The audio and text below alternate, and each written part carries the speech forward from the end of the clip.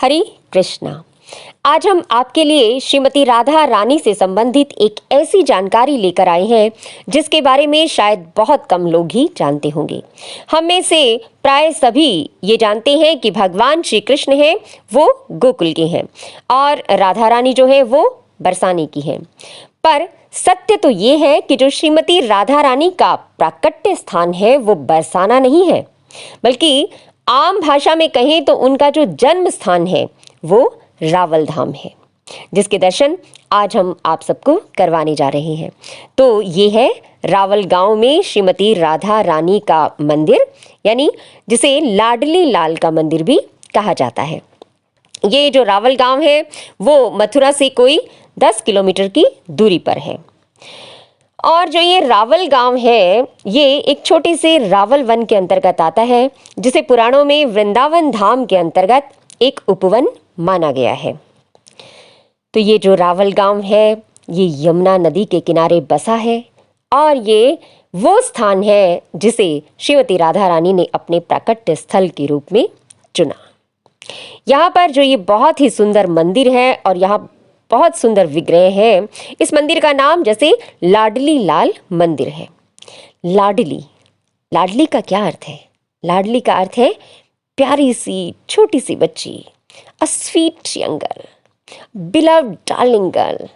और जो लाल है, लाल यानी बिलव्ड डार्लिंग बॉय। यहाँ पर आप राधा और कृष्ण के सुंदर विग्रह का दर्शन कर सकते हैं। और जो अति विशेष दर्शन है वो दर्शन है श्रीमती राधा रानी के बाल रूप के दर्शन। आपने देखा होगा ना कि जो लड्डू गोपाल हैं वो लड्डू गोपाल घुटनों के बल बैठे रहते हैं और उनके हाथ में लड्डू होता है। तो यहाँ जो श्रीमती राधिका रानी का दर्शन है यानी लाडली का जो दर्शन है वो इसी तरह से है कि वो घुटनों के बल भी बैठी हुई हैं। बहुत सुंदर विग्रह है। तो ये लाडली लाल का मंदिर है। ये जो स्थान है कि यह राधा रानी का प्राकट्य स्थल है या नहीं है, इसकी प्रमाणिकता जो है वो इस बात से स्थापित होती है कि श्री चैतन्य महाप्रभु जब अपनी वृंदावन यात्रा के दौरान यहाँ आए थे उत्तर भारत में, तो वो अपनी वृंदावन यात्रा के दौरान यहाँ आए थे और जो जन साधारण का समूह था उस सन्यासी वेशधारी कृष्ण के दर्शन करके आनंद के सागर में निमग्न हो रहा था। जो कृष्ण स्वयं है, जो चैतन्य महाप्रभु जो स्वयं कृष्ण है, वो श्रीमती राधा रानी के प्राकट्य स्थल पर उनके प्रेम रस के सागर में डूबे हुए थे और उन्हें देखने वाले उन्हें निहार कर निहाल हो रहे थे। और हमें क्या प्रमाण चाहिए श्रीमती राधा रानी के प्राकट्य के बारे में? और जो श्रीमती राधा रानी के जन्म की कथा है, जो उनके प्रकट होने की लीला है, वो हम सुनेंगे इस मंदिर की संचालिका या यूं कहिए कि लाडली लाल की सेविका ब्रजवासिन के मुख से। ये जो ब्रजवासी है ना, इनकी सबसे बड़ी योग्यता है ब्रज में इनका जन्म होना, धाम में इनका जन्म होना, वो धाम जहां भगवान श्री कृष्ण नित्य निवास करते हैं। कृष्ण ही इन ब्रजवासियों के प्राण हैं और श्री कृष्ण के प्राण हैं ये ब्रजवासी। तो आइए हम उन्हीं के मुख से सुनते हैं। दादा कुछ कहेंगे राधा रानी के बारे में, यहाँ का स्थान के बारे में, आप विचार करेंगे, ठीक है? ये राधा रानी का जन्म स्थान है। रावल गांव पुराना बरसाना कीर्ति जी इस भानु का ये महल है। कीर्ति जी इस भानु यहीं पे रहते थे। पहले जमुना यहीं बहती थी, अब तो जमुना बहुत आगे निकल गई है। तो कीर्ति जी की कोई कन्या नहीं थी। रोज यमुना में नहाती और आराधना करती, हे यमुना मैया मुझे कोई पुत्री दो, कन्या दो। कई वर्ष तक आराधना करी। एक दिन जब वो नहा रही थी तो एक कमल का फूल आता हुआ उनको दिखाई दिया। उस कमल के फूल को देख के भयभीत हो गए, डर गए हैं। तो ये पुष्प, लेकिन इसमें अनंत कोटान प्रकाश कैसे सोने की तरह दलदल चमक रहा था। धीरे धीरे धीरे धीरे धीरे पानी के बहाव से उनके करीब आ गया।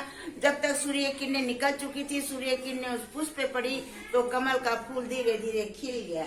खिलते ही जब उन्होंने देखा एक छोटी सी कन्या नेत्र बंद किए हुए इसमें बैठी हुई थी, तब उन्होंने कीर्ति जी से कहा, आप रोज आराधना करती हो यमुना जी से कि मुझे पुत्री चाहिए, कन्या चाहिए। ये लो कन्या, वो कौन थी? श्री राधा रानी थी। उनके दोनों नेत्र बंद थे। सब जगह ये कहलवा दिया कि हमारे यहाँ कन्या का जन्म हुआ है, लेकिन ये किसी को नहीं बताया कि उनके दोनों नेत्र बंद है। जब 11.5 महीने के बाद कृष्ण भगवान का जन्म मथुरा में हुआ, तो कंस के भय के मारे रातों रात वासुदेव नंद बाबा के यहाँ गोकुल ले आए। फिर नंद बाबा ने सब जगह निमंत्रण भेजा, सब गोप वालों को बधाई के लिए। सब गोप वाल वहाँ बधाई देने के लिए पहुंचे। यहाँ से विषभानु जी कीर्ति मियाँ गई, गोद में राधा जी थे। जैसे वहाँ पहुंचे तो श्याम सुंदर पल्ला में झूल रहे थे, तो घुटनों के बल राधा उनके करीब जाकर बैठी।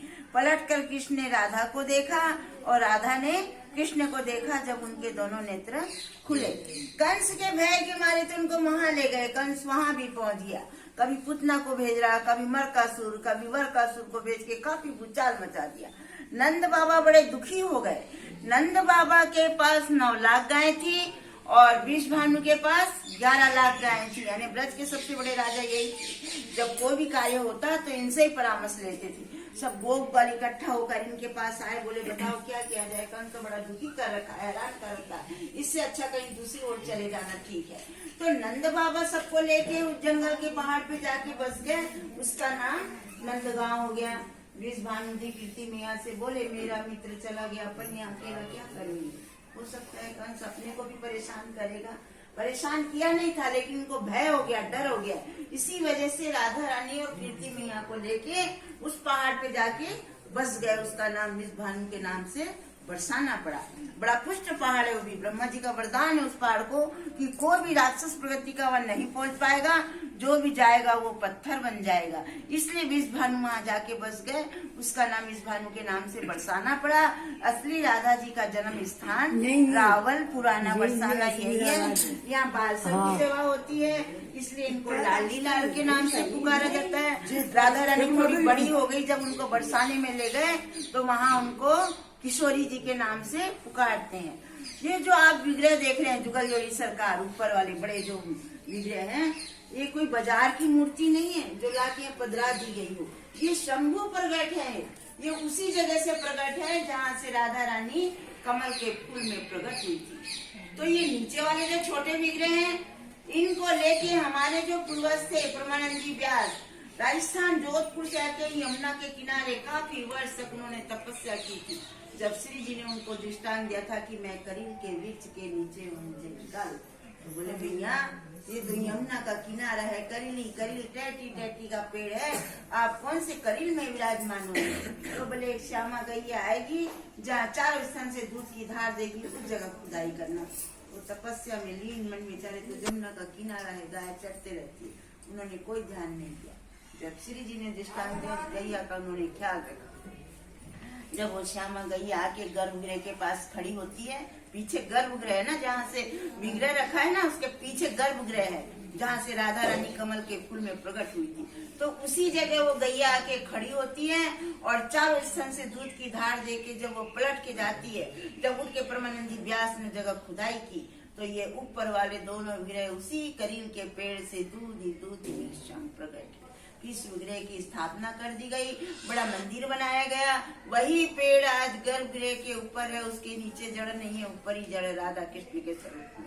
वहाँ जो भी दुख तकलीफ भक्ति जो भी अरदास करो, वहाँ सबकी मनोकामना की। बोलो लाली लाल की जय, बोल राधा रानी की जय, बोल जुगल जोड़ी सरकार की जय। जय जय श्री राम,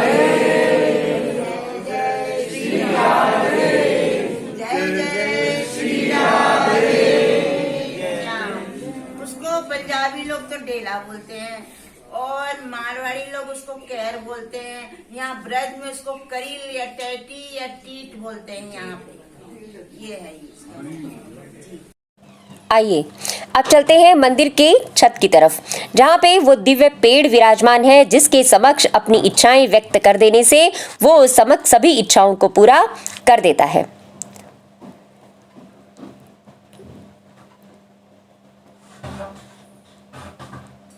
ये देखिए, ये है वो दिव्य पेड़। ये इतना सुंदर वृक्ष है ये जो लाल लाल आप सब देख रहे हैं ना, ये कुछ तो यहाँ मन्नतों के धागे बंधे हुए हैं और साथ ही इस पर छोटे छोटे लाल फूल हैं। ये जो पेड़ है, ये जो मंदिर का गर्भगृह है, इसकी दीवार में से निकल कर आ रहा है और इसकी जड़ दिखाई नहीं दे रही है, लेकिन फिर भी ये इतना हरा भरा है। ऐसा बताया जाता है कि यहाँ यदि कोई भी अपनी मनोकामना जो है वो इसके समक्ष व्यक्त करता है तो वो श्रीमती राधा रानी अवश्य ही पूरी कर देती हैं। ये देखिए, भक्त इसके समक्ष हाथ जोड़ रहे हैं और अपने मन की जो इच्छाएं हैं यहाँ राधा रानी के समक्ष व्यक्त कर रहे हैं। हम सब जो है, हम भगवान के समक्ष मांगने के लिए जाते हैं, लेकिन हमें मांगना कहाँ आता है? हमें ये जानना चाहिए कि हमें क्या मांगना है। देखिए, दो तरह की इच्छाएं होती हैं। शास्त्र में बताया जाता है कि एक होता है प्रेयस और एक होता है श्रेयस। प्रेयस जो हमें अच्छा लगता है और श्रेयस जो हमारे लिए अच्छा है। तो अच्छा तो हमें बहुत कुछ लगता है, लेकिन वो हमारे लिए अच्छा है या नहीं है, ये तो श्री भगवान ही जानते हैं। तो इसलिए हमें ऐसी ही इच्छाएं व्यक्त करनी चाहिए कि जो हमारे लिए अच्छा है, आप हमारे लिए वही कर दीजिए। तो श्रीमती राधा रानी अवश्य ही हमें क्या देंगी? भगवान श्री कृष्ण की भक्ति देंगी। हमें श्रीमती राधा रानी से यही मांगना है कि हे राधा रानी, आप हमें अपनी सेवा में लगाइए और हमें ऐसी मति प्रदान कीजिए कि हम आप ही की तरह से भगवान श्री कृष्ण की सेवा कर पाएं। ये देखिए, ये है मंदिर के पीछे का नज़ारा। यहाँ से दर्शन करने पर ऐसा लगता है कि सच में ही अभी हम किसी वन में रह रहे हैं। ये देखिए कितना सुंदर है, ये कितना विहंगम दृश्य है ये। जमुना जी के किनारे होगा, ठीक है। यहाँ से जो आए थे कमल जो है, जैसे और जमुना देव कितना जो जहाँ हम आए ना फ्लाईओवर लेके, उधर ही जमुना जी है। ये जमुना था पहले। तो राजा वृषभानु जो है यहाँ स्नान के लिए जाते थे और रानी कमल जो यहाँ आए। हाँ, परिक्रमा हो गया ना आपका। चलो हरि बोल। अब भक्त लोग मंदिर की परिक्रमा कर कर और इस मंदिर में दर्शन करके वापस जा रहे हैं। आप सबसे भी यही अनुरोध है, यही आग्रह है कि इस बार आप जब भी वृंदावन धाम आएं तो आप यहाँ रावल धाम में श्रीमती राधा रानी के दर्शन करने के लिए अवश्य ही पधारिएगा। ऐसी श्रीमती राधा रानी के दर्शन, इतने सुंदर दर्शन कि जिनकी कृपा कटाक्ष कुछ इस तरह की है कि जब वो अपने सुंदर दर्शन देती हैं तो जो भगवान हैं उनके हाथ से भी वंशी छूटने लगती है और जो उनके सिर पर जो मोर मुकुट है वो खिसकना शुरू हो जाता है और जो उन्होंने जो पीला पटका धारण किया होता है तो वो पटका किस तरह से उनके कंधे से सरक कर नीचे जमीन पर गिर जाता है। ऐसे अद्भुत, ऐसे पावन दर्शन है श्रीमती राधा रानी के। और हमें अपने मन से ये प्रार्थना करनी है कि हे मेरे मन, वो दिन कब आएगा, वो दिन कब आएगा जब मैं श्रीमती राधा रानी के इतने सुंदर रूप के दर्शन कर पाऊंगा और उनके इतने पावन चरणों का ध्यान कर पाऊंगा। श्रीमती राधा रानी से ये मांगना है क्या? ऐसी कृपा करो महारानी, दीजो वृंदावन को वास, वृंदावन को वास लाडली, वृंदावन को वास।